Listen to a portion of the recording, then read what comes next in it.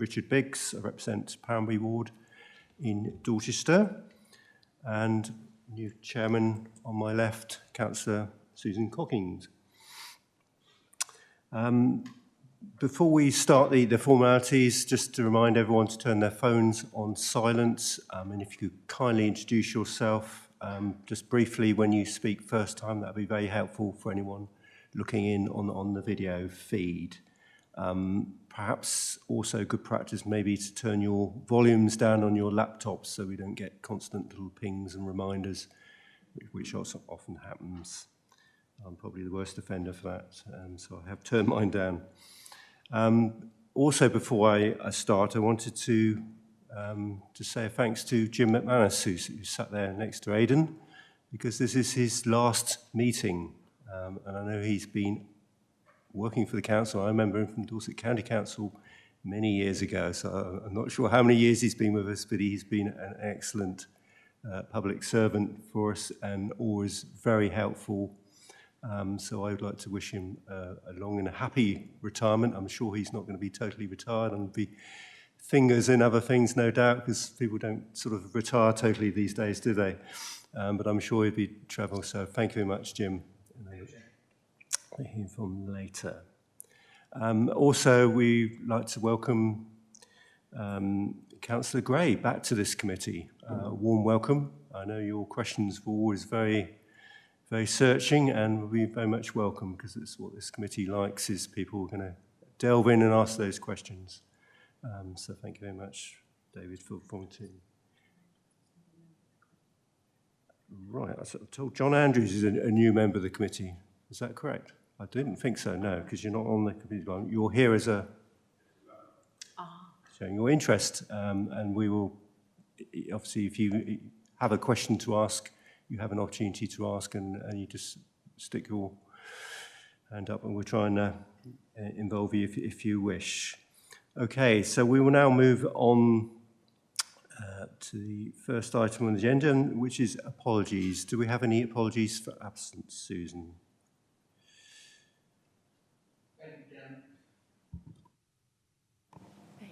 Thank you, Chairman. No apologies as such. We have been advised that Councillor Robin Legg will be attending virtually later on during the meeting.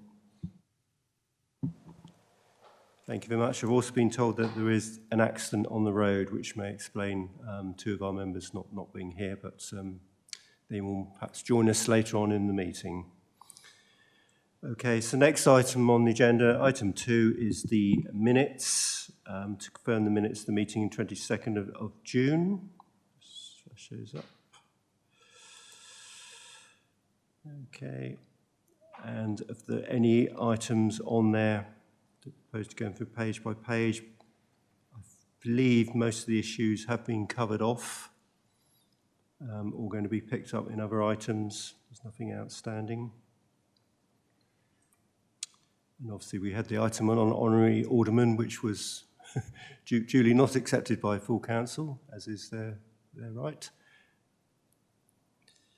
which is unusual because we do get issues on governance occasionally coming up, which is the other strand of our work here.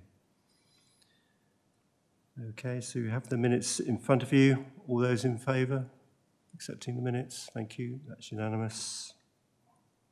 We also have minutes of the subcommittees, which are really to note.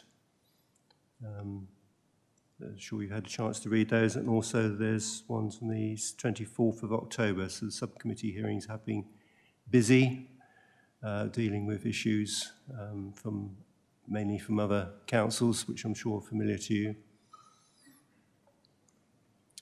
All happy that we note those? Cool. Okay, we will now move on to item 6, which is the draft outturn report. Aidan Dunn or Jim, who wishes to lead on that, please? Sorry, I've missed declarations of interest. Are there any declarations of interest? I have none. No, Chair. Around the room? No. No. And no public participation. Okay. Thank you. Right, we will now move on to either Jim or Aidan to present item 6. Jim McManus, please. Thanks, Chair. Morning, everybody. Yes, I'll present the outturn report, the draft outturn report for the year ending 31st of March 22.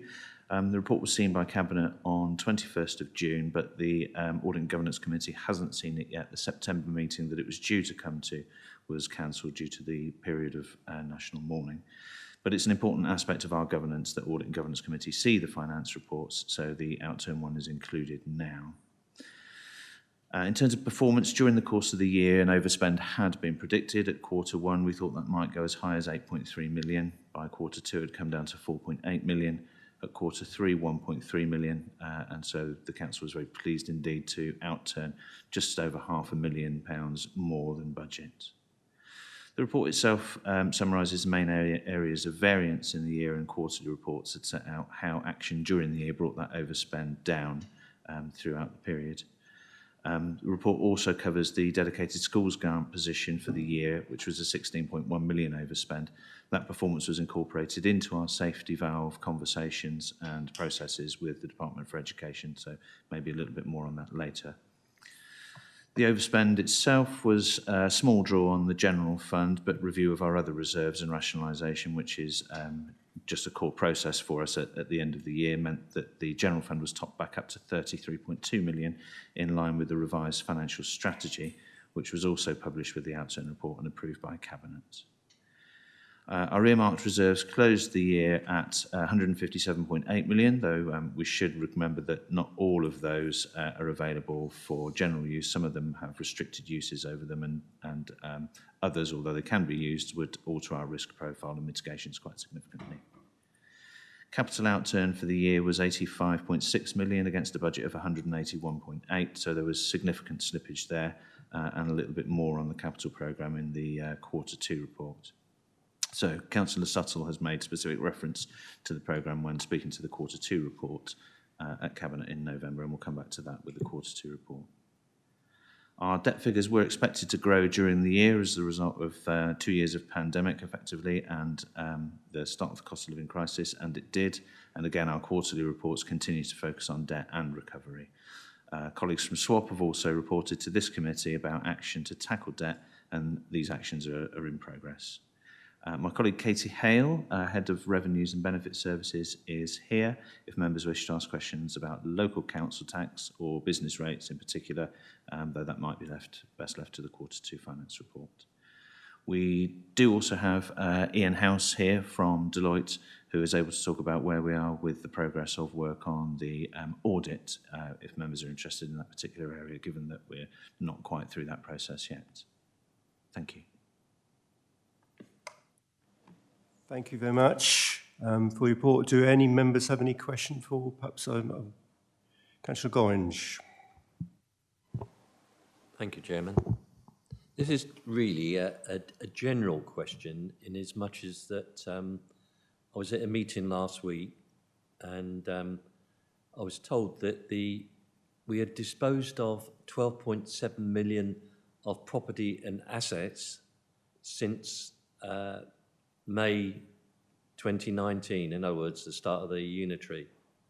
I'd just like to get that confirmed that that is correct, and where is that money in the overall accounts? Thank you. Jim, are you able to answer that one? I can answer the second part more easily than I probably can. Thank you. I can probably answer the second part more straightforwardly than I can the first. There's a process in place for capital receipts, which is whenever a capital receipt is realised, it's generally only available for use for a capital purpose. So that would be paying down any borrowing that the council has or reinvesting in other fixed assets. However, at the moment, we're in a period whereby capital receipts can be used flexibly to invest in transformation or delivering organisational efficiency. So that doctrine is still available to us. I would have to check and come back on the value of assets that we've sold since being Dorset Council. So I'll take an action to do that, Chair. Thank you. Are you content with that, Councillor Gorringe? Yes, thank you, Chairman. Thank Thank you. Do we have any other questions? Okay, Councillor Cocking. Thank you. It was on page 29 of 10.25 about housing overspent due to high bad debt provision.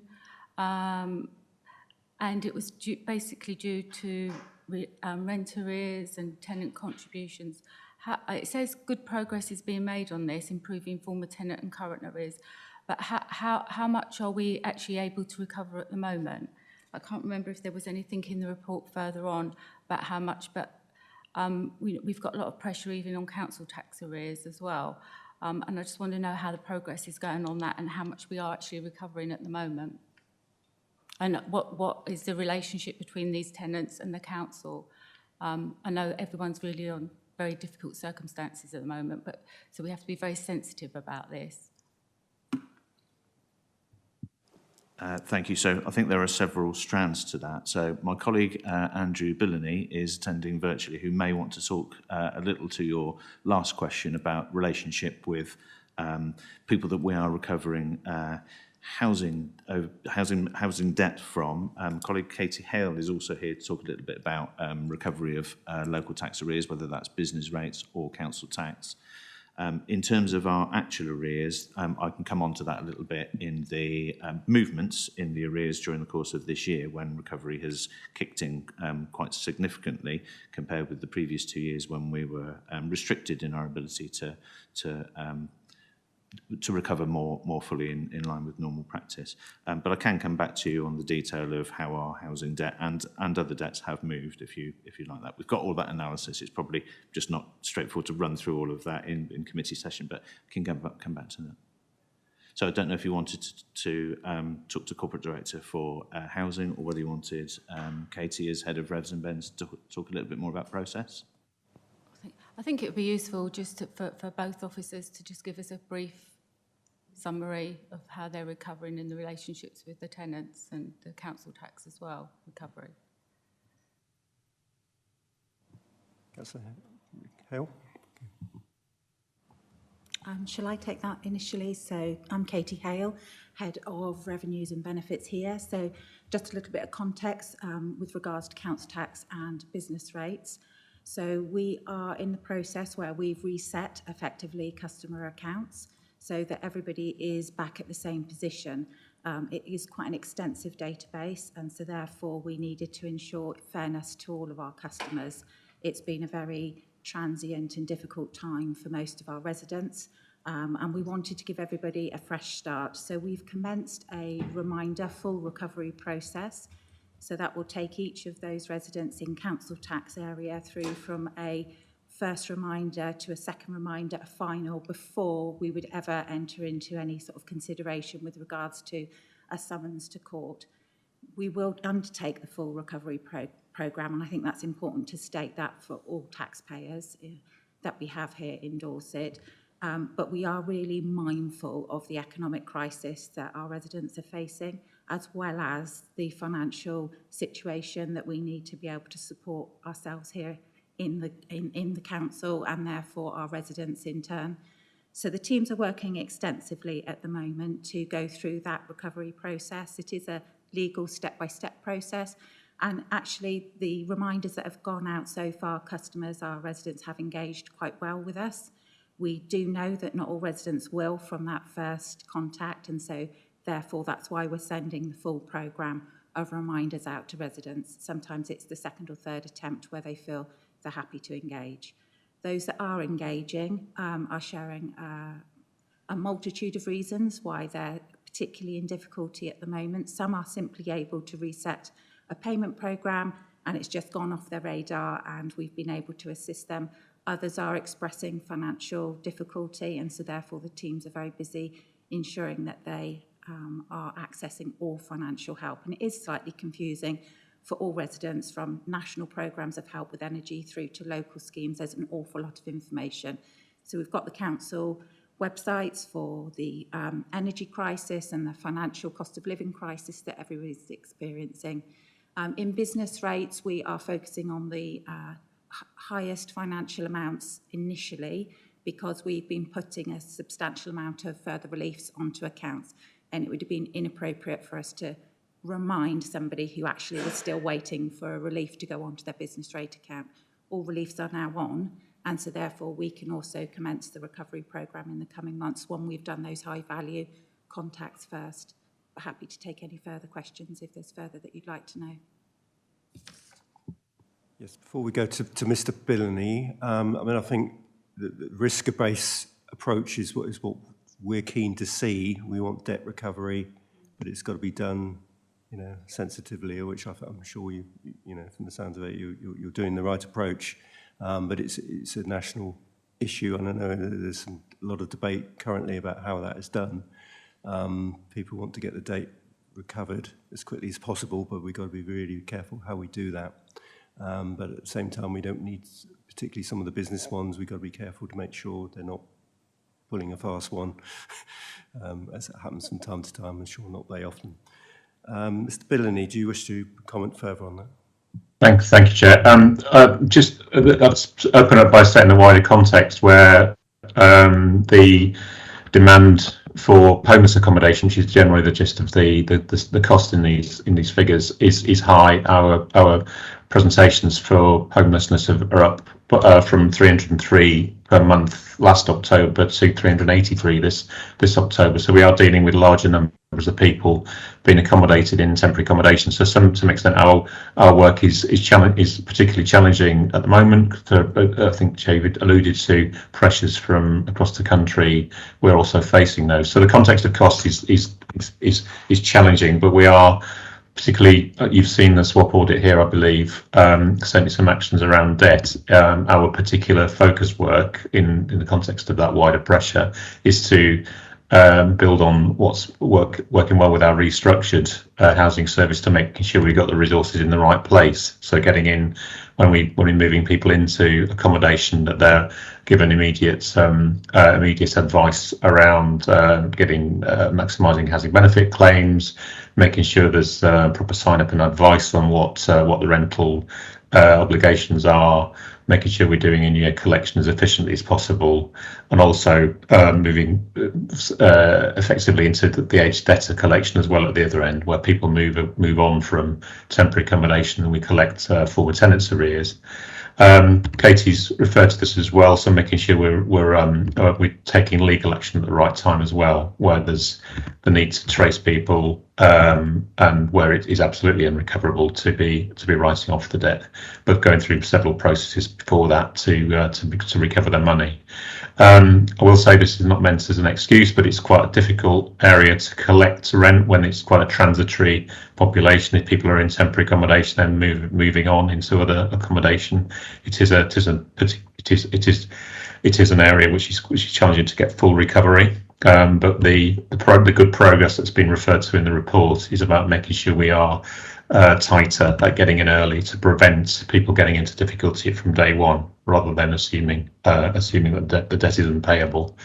So plenty of work going on, getting housing officers to focus on it as an obligation, getting that link in with, again, what Katie's referred to, so benefit entitlement, and making sure we've got, at the head of this, making sure we recognise the full solution in this is to basically get away and move away from using this kind of accommodation where we can. So improving the supply of affordable housing, other form of private rented, which is much more sustainable for tenants, as well as a reduction of cost pressures on us as a council. So quite a lot in there, and I think Jim's referred. There is some background data and evidence around how we're performing. I'm more than happy to come back and talk to you about it. But I just want to give the committee assurance that this is a very close area of focus. Thank you. I think that's very reassuring that the mechanisms are in place and being followed. This is something that we keep a close eye on as it goes through. Are there any questions to either of the speakers on those issues? Okay.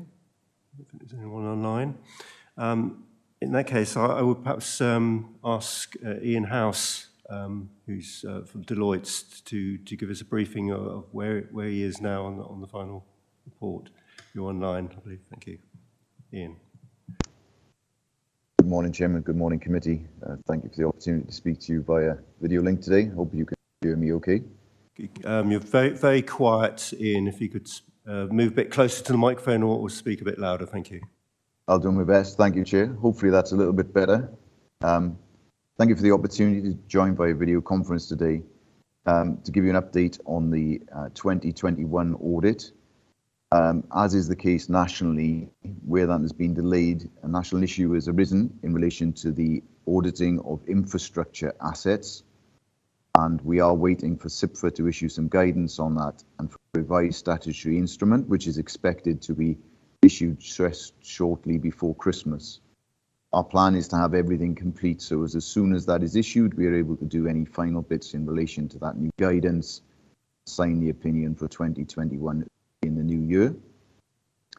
I'm also pleased to report that on Friday we received the 21-22 accounts from the finance team. Therefore, we're able to start planning the audit of that year of accounts and able to start recovering to get back onto a timeline.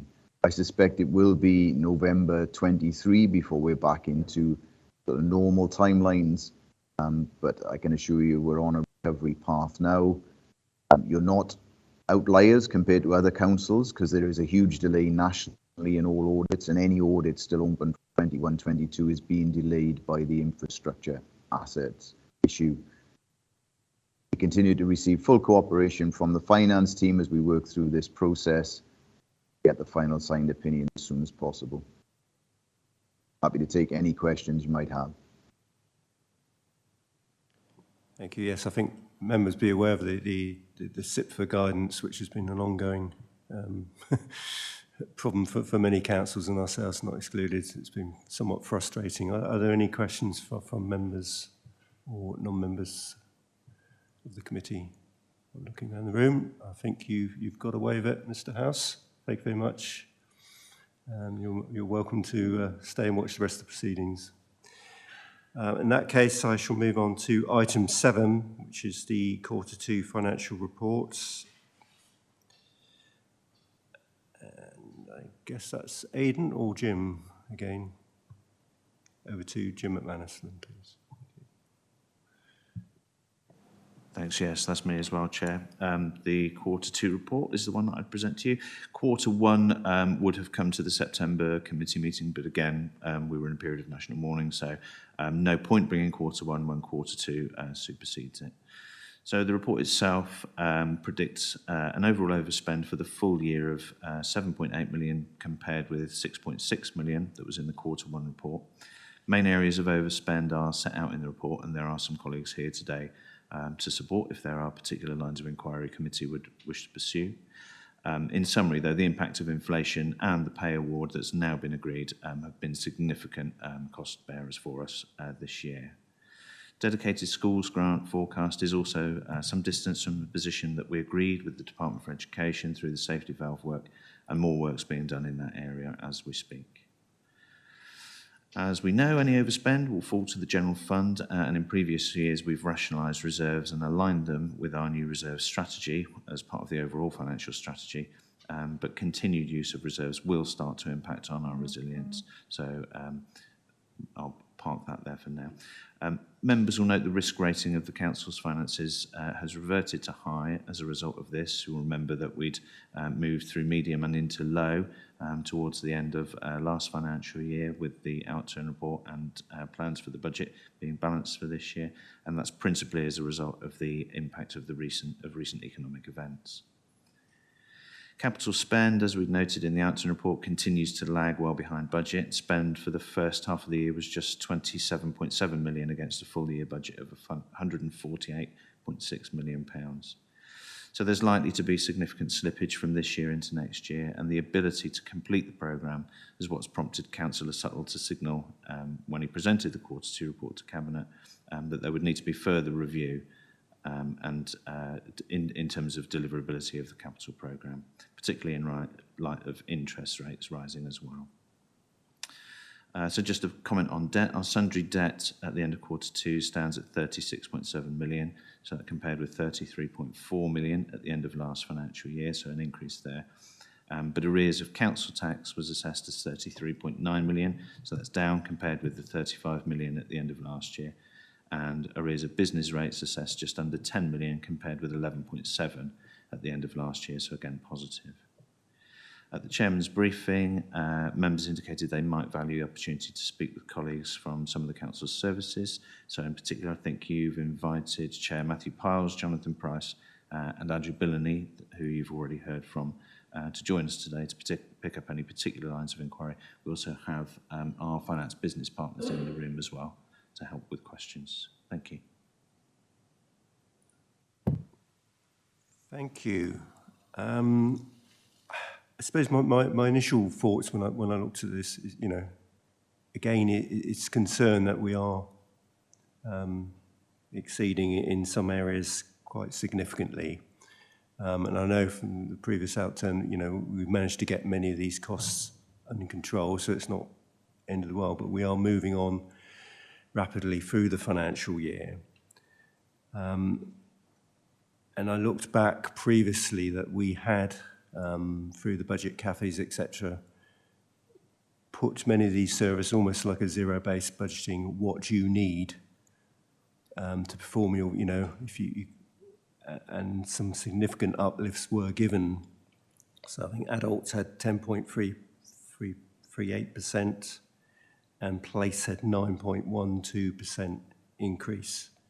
And yet places forecast is showing 6.3 already, and adults is 2.7, not quite as alarming, but it's a concern that, are the mechanisms in place? So, inflation was known to be on the uptake. Of course, we've had some major events since then, things have moved, which couldn't be forecast. I appreciate that.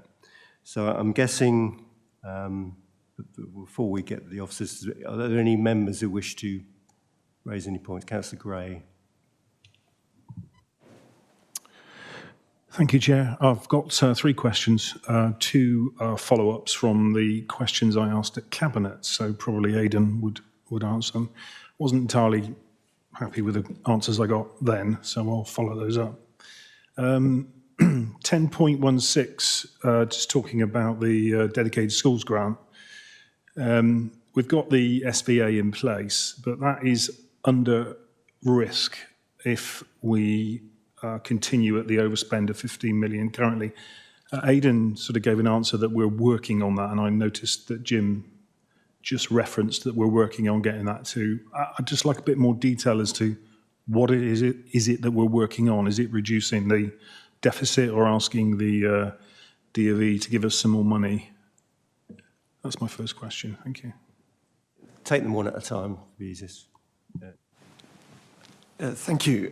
Good morning, Aidan Dunn, the Chief Finance Officer. I have to be sort of slightly careful how I answer this because of the delicate stage of the discussions we're having with the Department for Education. But essentially, we're doing both of those things that Councillor Gray has outlined.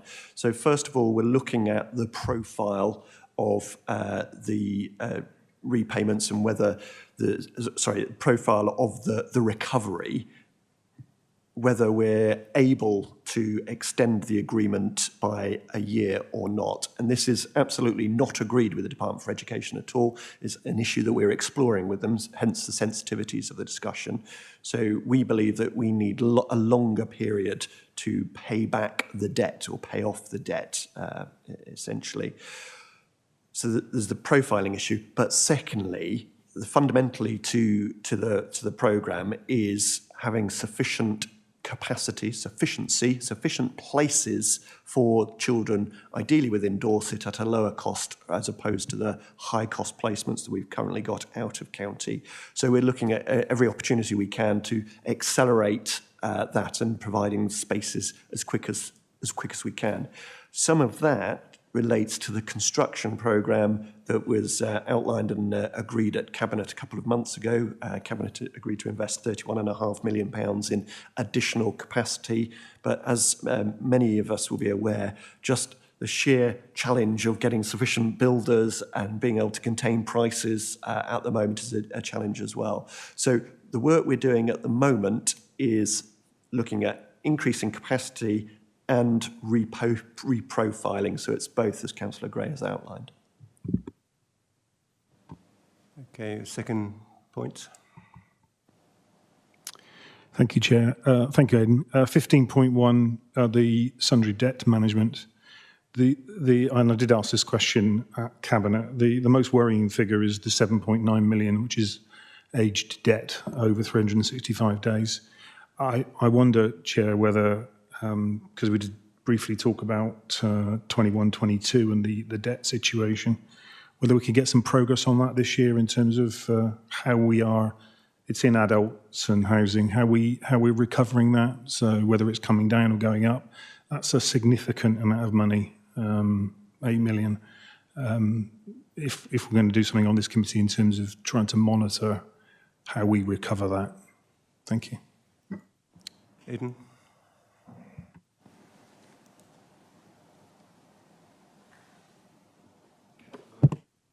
Thank you.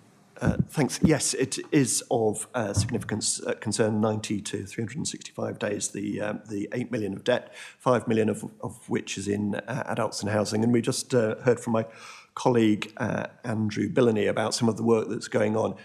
But I think a focus on that number and driving it down will be, I think we as a finance team and as an adults and housing team are focused on it, and the additional scrutiny or challenge by audit would be welcome as well. So I think if the point is bring it back recurrently, keep a focus on it, then we'd welcome that.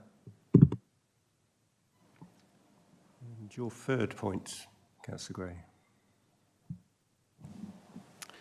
Thank you, Chair. New question, really. I noticed Jim referenced capital receipts and the government's sort of flexibility to whether we could use them for transition and other projects.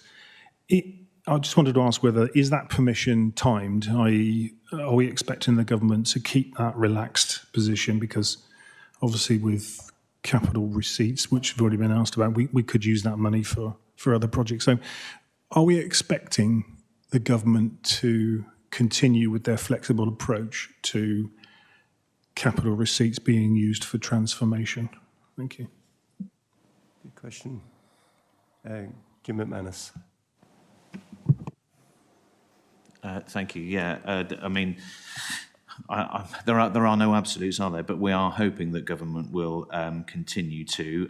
So as part of ongoing dialogue, Aidan and I have recently had conversations with colleagues in the policy team at the Finance Department, at Department of Levelling Up.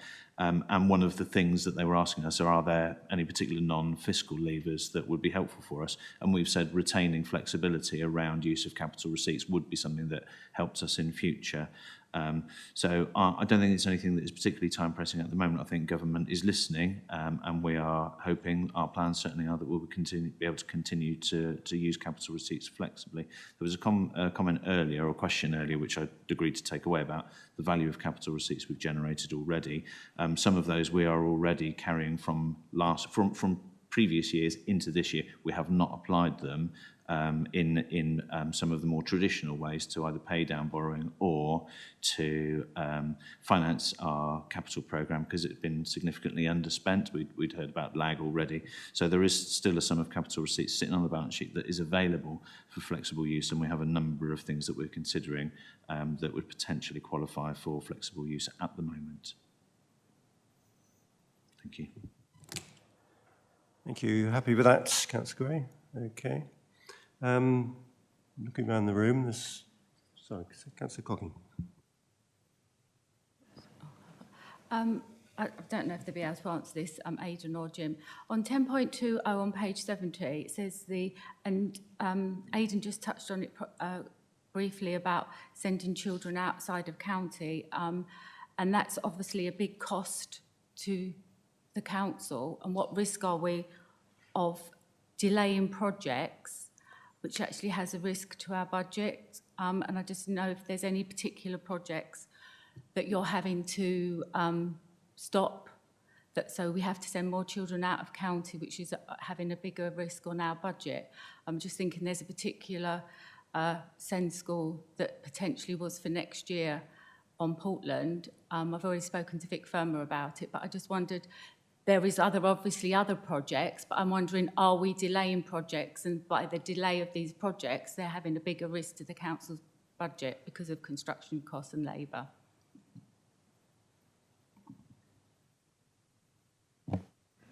Aidan? There we go. Thank you. So just to click back or to step back 2 weeks ago when Councillor Gary Suttle, as a portfolio holder, asked us to review the capital programme. At the moment, we've got 141 capital schemes going on across the council, of which the SEND schools, SEN schools, are one. So whilst we review the capital programme, we take into account the implications ranging from climate impact through to revenue consequences of delay. Certainly from a financial perspective, we are emphasising the importance or taking a real account of the importance of the additional capacity for those schools because so much is predicated on it, not least sort of managing our overspend, but as Councillor Gray was outlining, the deal with the Department for Education. So we're putting a lot of emphasis on those SEN school places. Interestingly, the school on Portland that's part of those proposals is actually not managed by Dorset Council. That project itself is managed by the Department for Education themselves. They're responsible for the development of that site.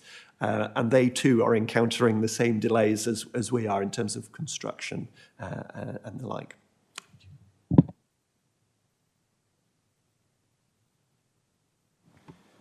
Thank you. Before I sort of delve into some of the areas and get some of the officers to it, I've got a query perhaps for Aidan on 9.2, which is around the Rural Service Delivery Grant. So we only get 2 grants from government, which is New Homes and the Rural Service Delivery Grant. I did tackle Chris Loader yesterday at Remembrance, and he said he got a sort of frosty response or slightly grumpy response from the Minister to MP's requests. Have you received any indications or any mood music as to whether this is likely to increase in the future? Because it would make a big difference for us, wouldn't it? No. Just a quick bit of context. Part of, as a rural authority, we believe, or we do experience, we believe higher costs than many urban authorities, be it, for example, the cost of transport, public transport, sort of travelling around, or indeed care costs because there's so much travelling once again. As a council, we do not receive the revenue support grant that many other councils do. And secondly, the only account we believe we receive at the moment that takes account of our rurality is 2.5 million. So the point that 3 Dorset MPs were making in Parliament last week was the reality is the costs of running a rural authority are much more than £2.5 million. And we think that's a really important point to try and get fair share of resources to Dorset. We won't find out how much funding we'll actually receive next year until the provisional local government finance settlement, which is going to be on the 21st of December, as we understand it. So there might be a broad indication on Thursday as part of the autumn statement when the government announces sort of the general financial context, but the detail is going to be the 21st of December. I think we'll all have seen the media reports and the mood music saying there's not much money going to be available for anyone in future years, but we haven't heard anything specific and we don't anticipate to until December. So we potentially look forward to seeing something in our Christmas stocking, but it's unlikely, I think is what you're saying, isn't it? Okay.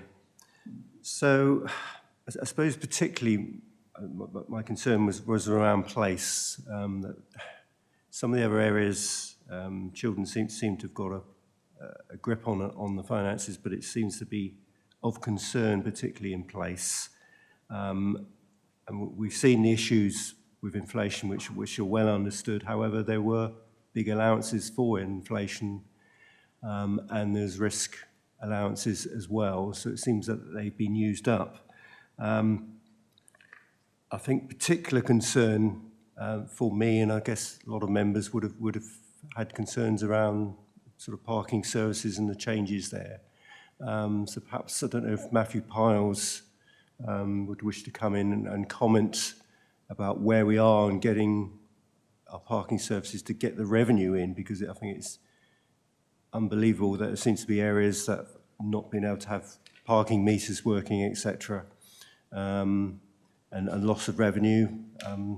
This site here alone, County Hall, you can park in because the barriers are open and don't have to pay, you know, which just seems just madness. So there seem to be some own goals. So I wonder if Mr. Pars, if you're on, if he is online, if you're able to answer, or anyone else from place wish to cover it if Mr. Pars is not there. Is Mr. Pars there? I can't see it from here, I'm afraid.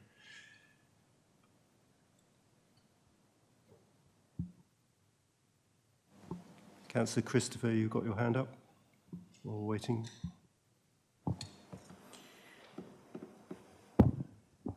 I have two questions.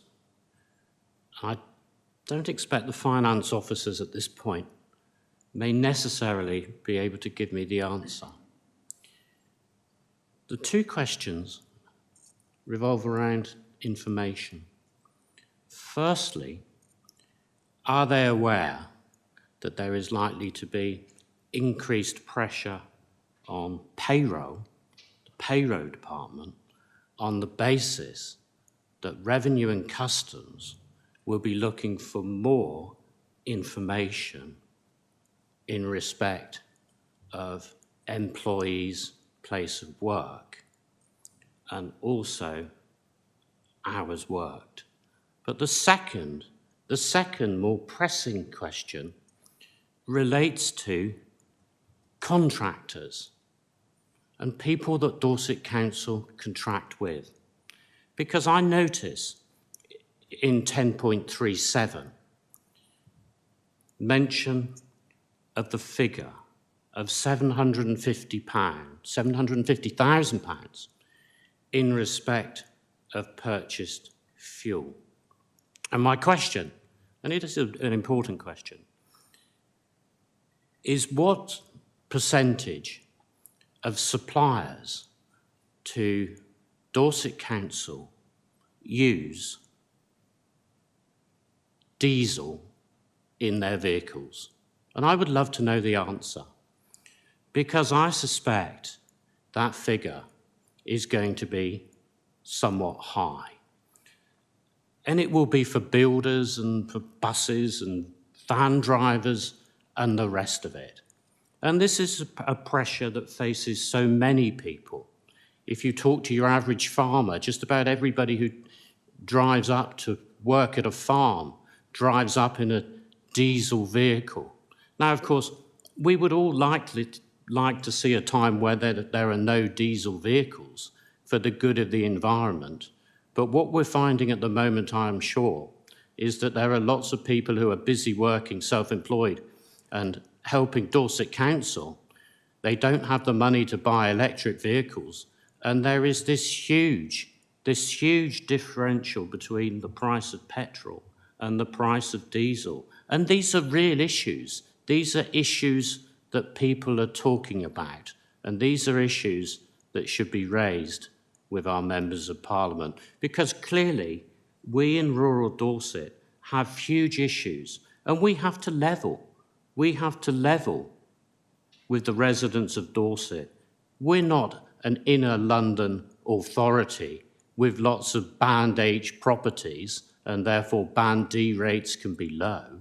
Here, we don't have lots of Band G and Band H properties, but what we do have are huge costs. And that 2.5 million mentioned earlier is just a drop in the ocean. So we have a very specific point there that Councillor Christopher's raised. I don't know if that's something that yourself, Aidan, would wish to answer, or whether, again, Matthew Pars, who I believe is now available, would wish to answer. But first, Aidan. Thank you. I'll make a quick comment, if I may, on the fuel issue, because that the point is well made about the costs of fuel, and it sort of echoes the comments I'd made earlier about the costs of moving around a large rural area as we do. And in particular, what we've experienced over recent months is hearing about some of the pressures that our transport operators are under, in particular bus operators, and in particular those that transport our children to school, so the home to school transport operators, who diesel price very much gone up, and they were incurring considerably more costs. So one of the things that we have done as an authority is recognise that for a short period.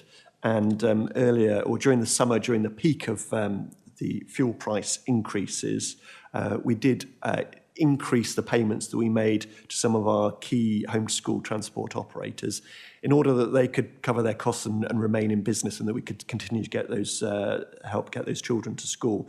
So it's not a permanent increase in the amount of funding we're given. It was a temporary increase in order to support those specific operators. So it's something that we hear very much about the cost of diesel, and I think maybe different fuels might be part of an answer, part of a solution, but it's not cheap and it's not immediate. And that's something that our operators will need to consider, and we're talking to them about. Thank you. Councillor Christopher, are you happy with that? Or content? This is a point we could carry on talking about all morning, because it is a huge impact. It does impact on carers, and the fact that carers are even reluctant to drive out into rural areas, out of towns, etc., because of the cost of fuel, and the 45p authorised mileage rate of HMRC has been around forever. Thank you, fair point. Mr. Powers, I understand you're available now. Would you like to perhaps comment on how Place Services is dealing with inflationary issues, and particularly my concerns regarding the problems that have been in parking services regarding meters and things like that, and the parking app? Thank you. I do apologise for not being there in person, Chairman. Family issues, I'm sorry. So we're talking about, can I just repeat what Mr. Dunn was saying about transport inflation? I think the issue for me is that this is not just a local issue, this is a national issue. We are working very closely with the 500 contractors that Dorset Council employs for home to school contracts. And actually, I'm discussing nationally with colleagues about the challenges that we have within the transport sector we all face. That's the first point. In regards to parking services, we are reviewing all the assets that we currently hold in parking machines, in essence, Councillor, and we have a replacement programme in place for the next 6 months. We have 60 machines being replaced, and then we're looking to actually replace a further in excess of 200 across Dorset Council's area. The issue is a legacy issue that we've inherited, a number of systems, a number of different car parking machines and manufacturers. And in some instances, we have 5 different machines in one car park. So we are replacing them as we speak, Chair. Thank you. Thank you very much, Mr. Piles. Are there any other members wish to probe any particular issues in further depth? In the room? No, I think we've got away lightly. Okay, thank you. We will ask to note the report and make comment. I think we've done that, and no doubt these subjects will come back to us for further investigation as we move forward. Thank you very much. We now move on to item 8, which is the Treasury Management Reports. So, Mr. Wilkes. Thank you, Chairman. David Wilkes, Service Manager for Treasury and Investments. There are 2 Treasury Management reports on the agenda today. The outturn report for last financial year, which was due to come to the cancelled meeting in September, and mid-year review for this current financial year. With your agreement, Chairman, I'd like to highlight a few key points in each report, and then take questions on both papers together, as there is some overlap between the 2 reports. The Council's capital financing requirement or borrowing need at the end of March 2022 was 345 million, which was up £10 million from 335 million at the start of the year, but it was below the estimated closing position of 369 million when the Treasury Management Strategy was approved in February 2021. The main reason why the borrowing need had not increased as much as was expected is due to slippage in delivering the capital programme, or to be more accurate, more slippage than was anticipated. There were well-publicised knock-on impacts from COVID restrictions, which meant that we had material and labour shortages, which impacted on delivery of the capital programme. The total actual external borrowing and other capital financing liabilities at 31st of March were £204 million. The difference between the capital financing requirement and the actual external borrowing was approximately 140 million, and this is financed temporarily by what's so-called internal borrowing. So that's using reserves and working capital that the council holds that otherwise could have been invested to make a return, is used to offset the actual amount of external borrowing. As at the end of the year, the council held cash equivalents and treasury investments valued in total at £195 million. Moving on to the current financial year, at the end of September, our external borrowing had fallen to £192 million, so £12.5 million less. Loans of £2.6 million matured during the period, but there was also one lender of a LOBO loan, a lender's option, borrower's option, where one of the lender's options periods came up, and they recalled the loan of £10 million, which would have had a further 5 years to run if it had gone to full term. During the first 6 months of the year, no new or replacement borrowing was taken out during that period. As at the end of September, the cash equivalents and treasury investments were valued at just short of 176 million, down from the 195 million at the end of March. The backdrop or external context for the Council's treasury management activities started changing in the last few months of 2021-22, and those changes have been more dramatic into this financial year. We've moved from a long period of low inflation and low interest rates into a period of high inflation and high interest rates. We've already talked earlier on the agenda today about the wider impact of that on the Council's finances, but looking specifically at Treasury management, the biggest impacts we've seen are that our cash outflows are now higher than what they otherwise would have been due to the increasing inflationary pressures. We've seen on positive, we've seen returns on our cash investments are much higher than they had been for probably the preceding 10 years. But the flip side of that also is that the cost of new borrowing is also increasing. The other major impact is on the volatility and valuation of the holdings we have in so-called strategic investments. So investments the council has in property funds, in equity funds, in corporate bond funds. So we've seen the wider economic and market context has been an additional source of volatility in terms of the valuation of those kinds of investments. All of the council's borrowing is at fixed rates, so we have no exposure to variable rate loans. We're also not anticipating taking out any new or replacement borrowing over the remainder of this financial year and into the new year. The biggest factor behind that will be the pace of delivery of the capital programme. That's one thing that could impact on that decision, on that direction of travel. We've already heard earlier in terms of reviews of the capital programme that are ongoing at the moment. So the balance of probabilities is that we would expect that we would be not taking out any new borrowing over the remainder of the year. If we were in a situation where new borrowing was required, the first thing that we would look at now is looking at our investments, looking at reducing our investments prior to taking out new borrowing. However, the factor to take into consideration there is, of course, that would mean a loss of investment income. I think, Chairman, that's all I wanted to highlight from the two reports, but happy to do my best to try and answer any questions that members of the committee may have. Thank you very much, Mr. Wilkes. Can be a dry subject, but it's a really important area, obviously, with our debts and our investments, and I think it's reassuring to know or to be reminded that the debts are fixed, and that they did look rather on the pricey side previously, and now they're looking not bad at all, are they, with the rates we're seeing now.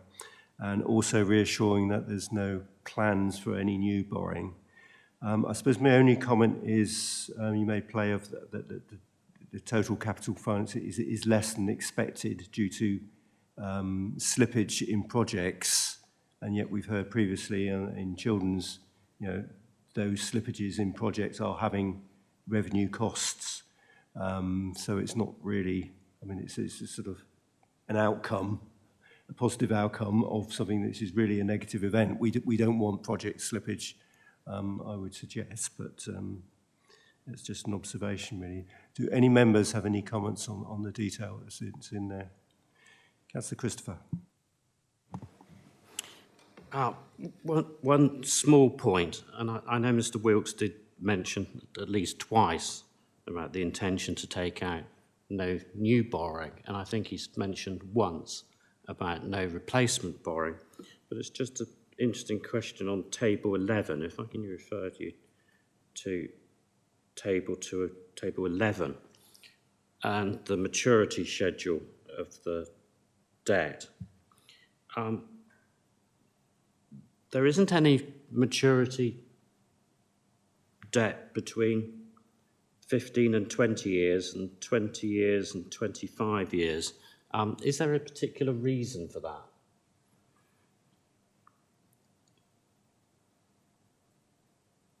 So I'm looking at table 11.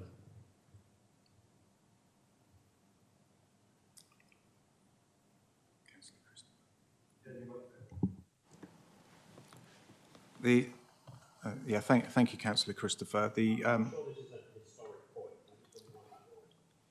Yes, as Councillor Christopher has just said, this is largely an historic point. The borrowing that Dorset Council has is effectively inherited from the predecessor councils, and I think when taking out those original loans that make up that table on table 11.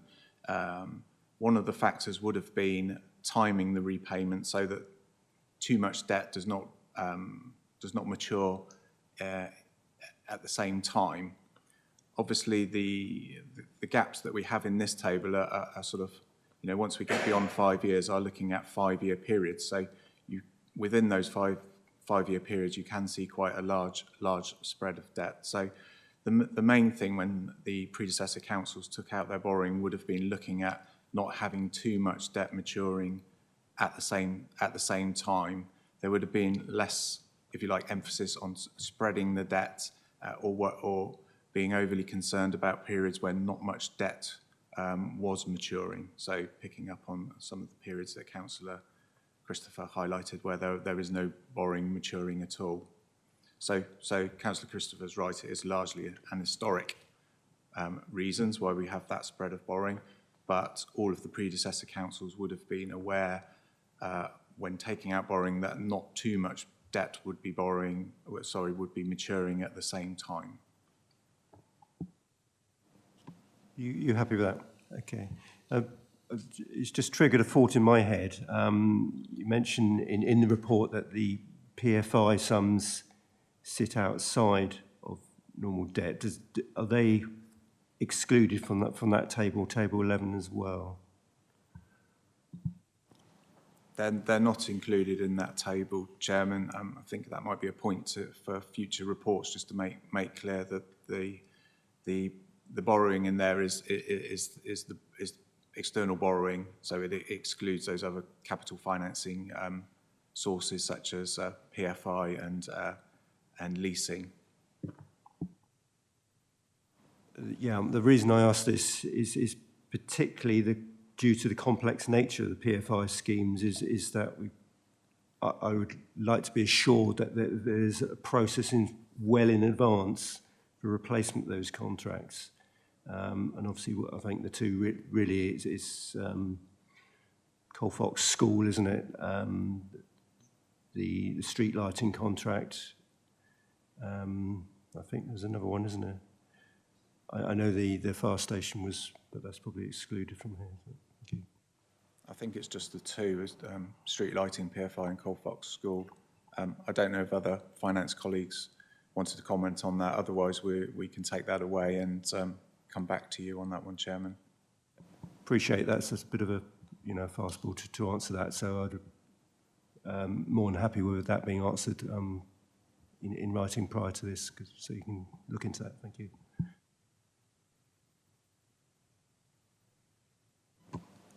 So if there are no other questions around the room, we'll ask to note that and note and comment, which I think we have done again. And thank you very much for that really detailed presentation of where we are. We've also got the mid-year update report. Did you wish to comment any more on that one, please? Presenting. No, Chairman, I presented on both reports together. That's absolutely fine. Okay, in that case, we shall move on to item 10, which is the risk management update, which I believe Mr. Trotter is going to present for us. Welcome. Thank you, Chairman. I'm David Trotter, Risk and Resilience Officer here at Dorset Council. This is the first time I've presented this report to this committee. It's a revised approach. The detailed management response has been considered by both the People and Health and Place and Resources Scrutiny Committees. The role of this committee is to be satisfied that the risk management arrangements in place here are effective. However, the committee can ask the scrutiny committees to focus on any particular risk or risks. The paper in front of you provides an overview of all the risks by directorate and a focus on those risks that are scored extreme, so it's an exceptional report. And within the report, you will note I've taken screenshots from the new Power BI dashboard, which we are using now to great effect. And within the report, I provided hyperlinks to the relevant risks that are extreme that can be found within our SharePoint pages where the risks are held, and a direct hyperlink to the Power BI dashboard.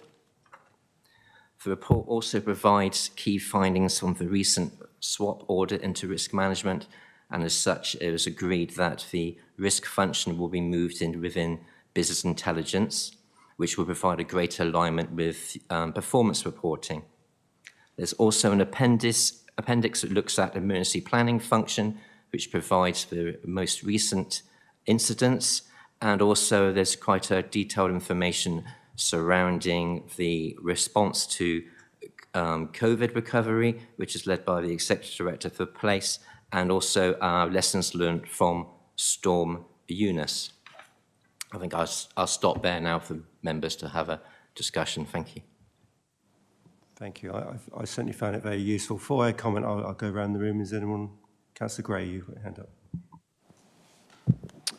Thank you, Chair. I haven't gone into detail of reading this report, but one thing that did strike me under the risk management plan for Place is that we've got three things that are both catastrophic and certain to happen. I just wanted to know what they were. They're buried in the report, but I haven't really had time to read it. So can somebody reassure me that the catastrophic things that are going to happen or certain to happen that we've got under control? I expect this is around cybersecurity being one of them, possibly. But Councillor Trotter, Mr. Trotter. Thank you. Yes, we will have controls and mitigation in place to address any of those risks, and they are basically around ICT and cyber attack, and I know that for the fact that they're regularly reviewed. Thank you. I would add, because of that very high nature, myself and Matt Hall did put ourselves on a course, well, a seminar in London to do with cybersecurity. Unfortunately, Matt couldn't attend. And it was very interesting.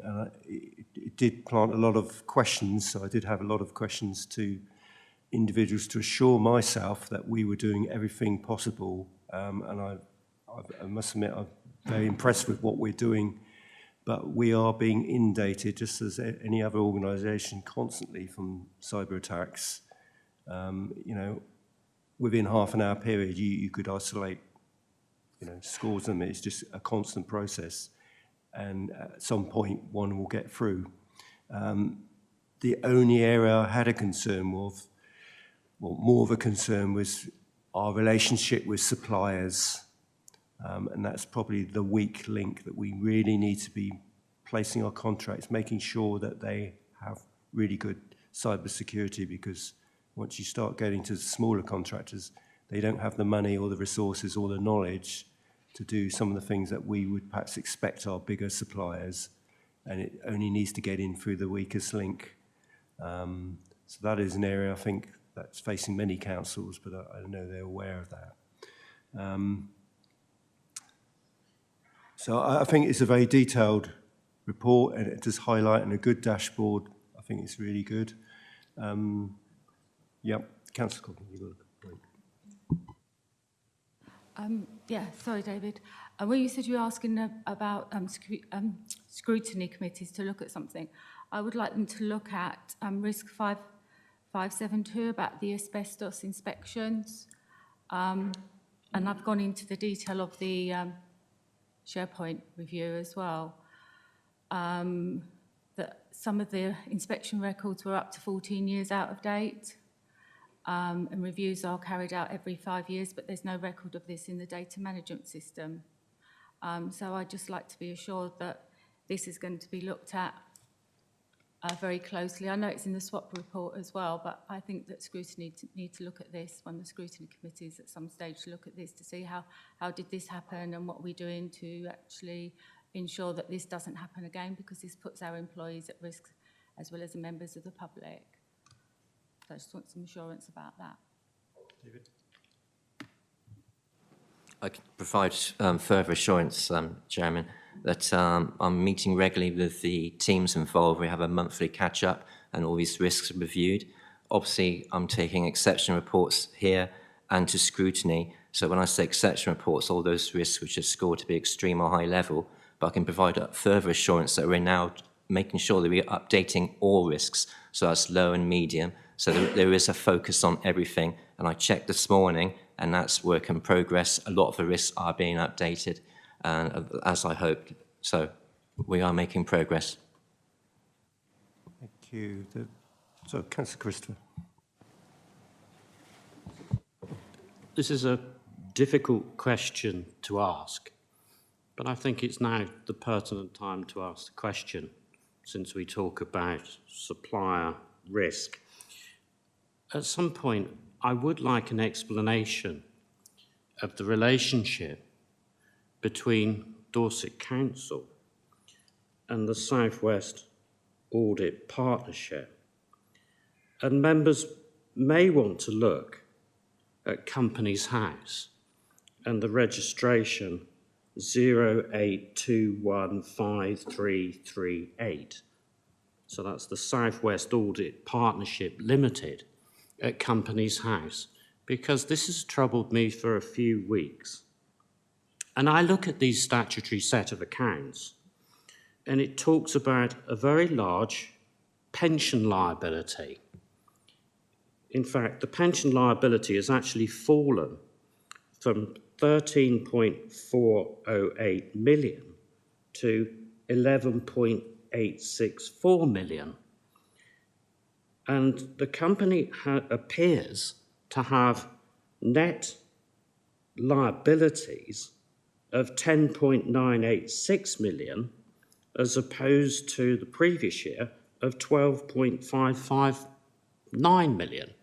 So if we are contracting with South West Audit Partnership, and for any reason other client councils didn't want to support this, what would actually happen?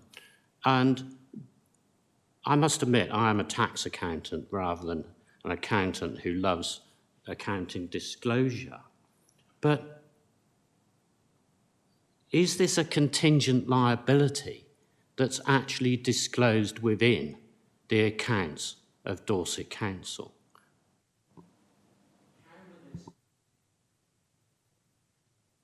South West Audit Partnership ever be repaid? I know it's a very detailed question, but I think it's worthy of consideration.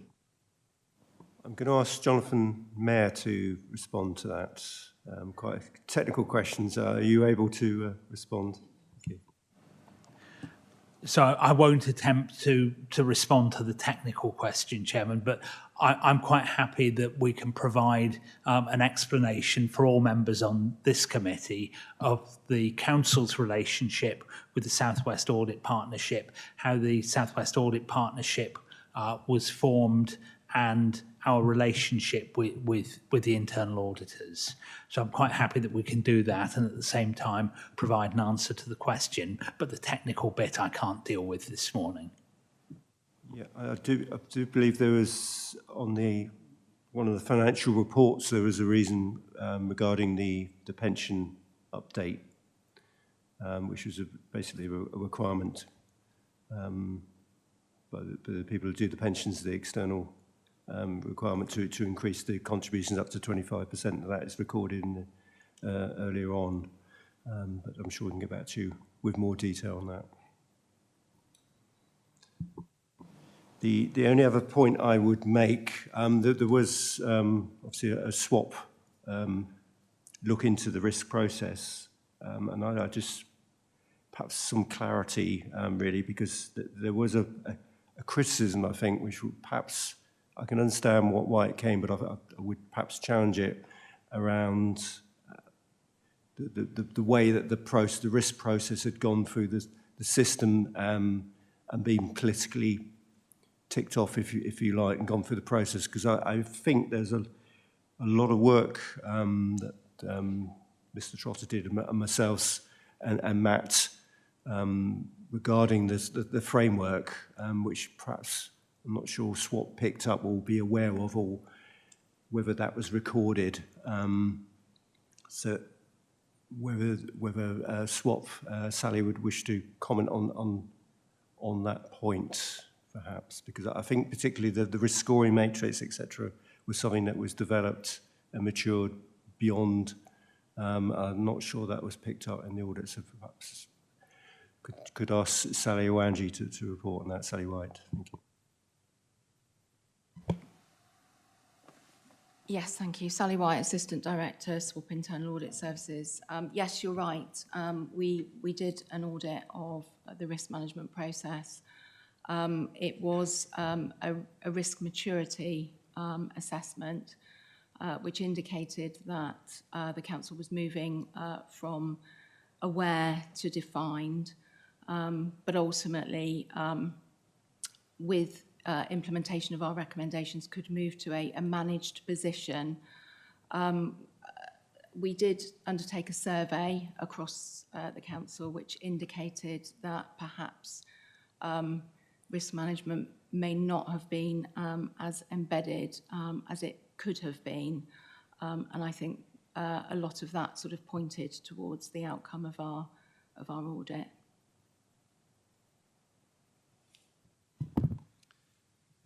Thank you. Yes, I think that's, it's a moving feast, and we're getting there. So there's still work to do, but I think that the framework and the presentation arrangements we've got of viewing it, I think are really good at the moment. But it's only as good as the detail that sits behind it and people's awareness. And some departments are really embracing it and doing really well, and others are sort of having to be perhaps dragged along a little, which is understandable. Imagining everyone's workloads, but it is there to help everyone. I think once people realise that it's useful for them, it will improve. So again, we were asked to note that. We've had the other thing was the emergency planning report, which I think was really useful, that we've got a good lessons learned process from some significant events. So the council was very much from its inception, really, due to COVID, etc., forced to go into a sort of emergency environment on many occasions, and I think those lessons have been really useful. And it's good that there is a proper process in place for recording that. I think that should be recorded. So that has been noted. I don't see any more questions around the room. To item 11, which is the swap update report. Over to you, Sally White again.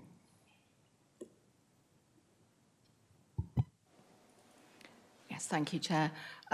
This report is a standard update on the work of internal audit. The key highlights of the report are an interim reasonable opinion, 5 limited assurance opinions, of which 1 is considered to be a significant corporate risk, a follow-up report on our work on debt recovery, and we are also highlighting the considerable work that's been undertaken since our last update report to reduce the number of long outstanding audit actions. The significant corporate risk is around premises related health and safety. The aim of our work was to confirm compliance with property health and safety legislation, ensuring that the council is acting as the competent person managing the health and safety requirements of the council's premises. The council has agreed to adopt a corporate landlord model, but the practicalities of this have not been fully set out in policy and implemented. As a result, there are examples of services operating under different understandings. We also found the property management system has gaps in compliance data. An example was the evidence of the necessary asbestos management procedures being carried out. These gaps increase the probability of the council failing to comply with health and safety legislation, with subsequent risks to staff, service users or members of the public, and ultimately the legal liability of the council. However, our audit findings have been positively received and the service is taking our findings very seriously. The Corporate Director intends to implement actions at pace and we will provide an update at the January Audit Committee. But we will delay our formal follow-up work until February 2023 to give time for all agreed actions to be implemented and processes to be appropriately embedded. Moving to page 8 onwards of our report, which is page 147 in your agenda pack, I will just run through the rest of the limited assurance reports. In terms of the risk management report, Mark Eyre welcomed those the findings, which should support the further development of the risk management process across the organisation. The commissioning of alternative provision was an area that we were asked to review, and hopefully the report will be helpful in strengthening controls around this important area of spend. The achievement of tactical savings targets was again a piece of work suggested to us and is clearly important at the current time of budgetary pressures. The final limited assurance was around the capacity to support transformation, another important area to ensure long-term transformation of services. The findings were well received and we will, of course, as with all of our limited assurance audits, ensure appropriate follow-up process to confirm that agreed actions are implemented. Angie, our Principal Auditor, will now take the committee through the debt management follow-up report and the long outstanding actions. Angie Hooper, Principal Auditor, Swap Internal Audit Services.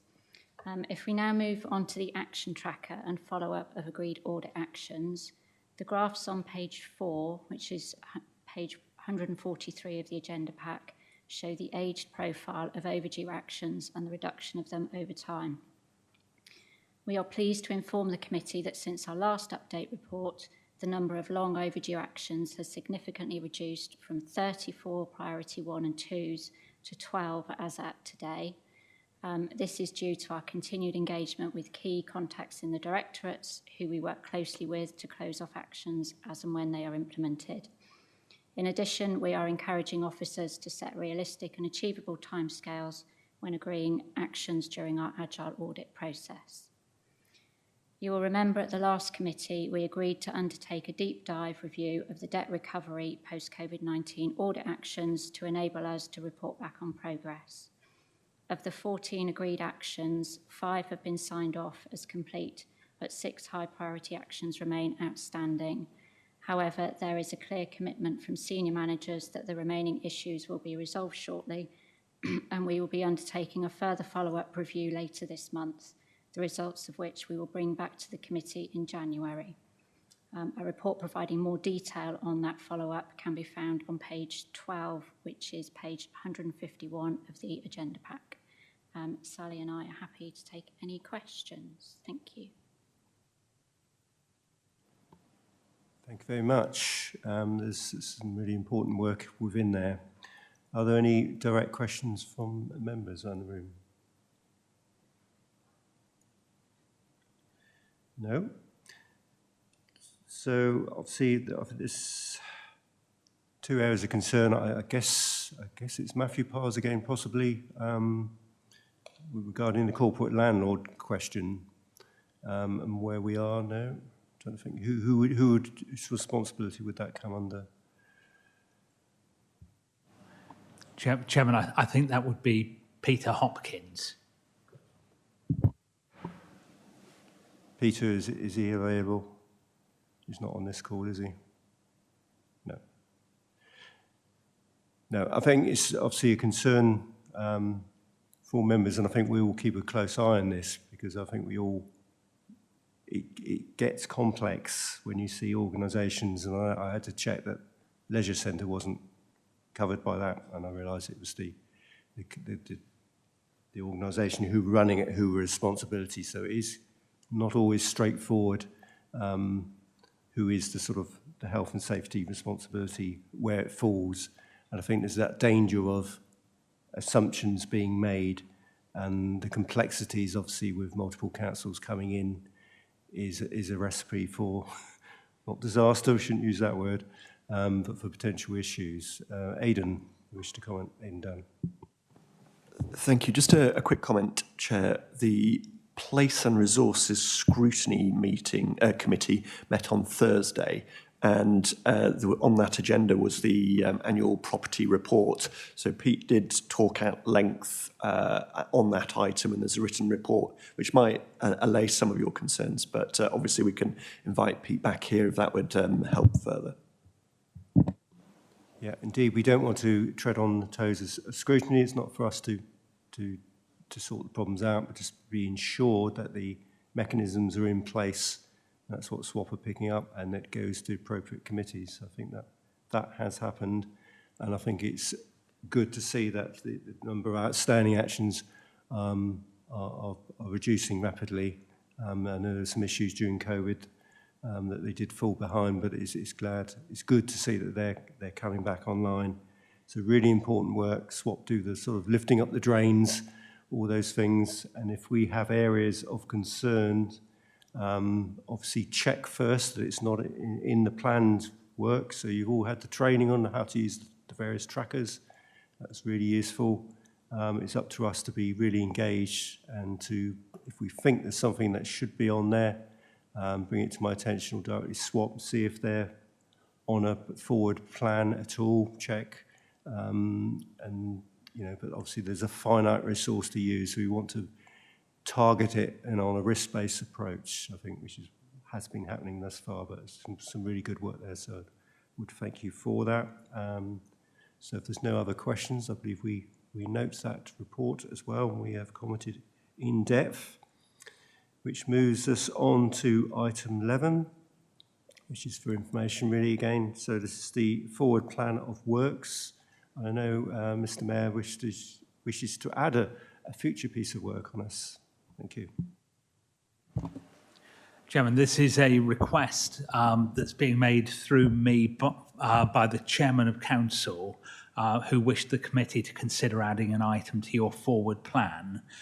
So your terms of reference include independent assurance on a range of items of business, but including also the Council's governance arrangements. The governance arrangements, of course, are in the Constitution, and the Constitution includes meeting procedure rules, and those procedure rules include the rules that we have for members of the public to be able to ask questions and to make statements at your meetings. And after the last full council meeting, the chairman was approached by a number of members who were concerned about the operation of those rules, particularly in the context of a meeting of the full council. And so via me, the chairman is asking that you include in your forward work programme an item to review the operation of the public statements and public questions rules. And the suggestion, Chairman, is that perhaps you form a small group from this committee to look at the operation of those rules, make a recommendation back to this meeting that you in turn could then recommend on to the full council. So I have informed informally to the Chairman that I'd be minded to do that, which is why it's come forward. I think we need to know what it is that people think is broken, what are the issues to be laid out, because you can't control what members of the public are going to put forward. So whether it's just the type of questions that people don't like, or is it the different standards, I don't know. So hopefully they'll be put on, but I'm quite happy and looking around the room to see if members any objections to that, provided we got the information. I don't think there will be. I think it's a fair comment to review these sort of processes, which have been in for a while, and it can cause issues. I think there were problems undoubtedly last time. I'm not seeing any objections, so I think we're happy to put that on the forward plan. Okay. The rest of the items, I think, are all for information, which you've seen. Much of it's come to us. So that is the final item on the agenda. So at 11:26, according to my clock, that concludes the meeting. Thank you very much for your attendance. Thank you.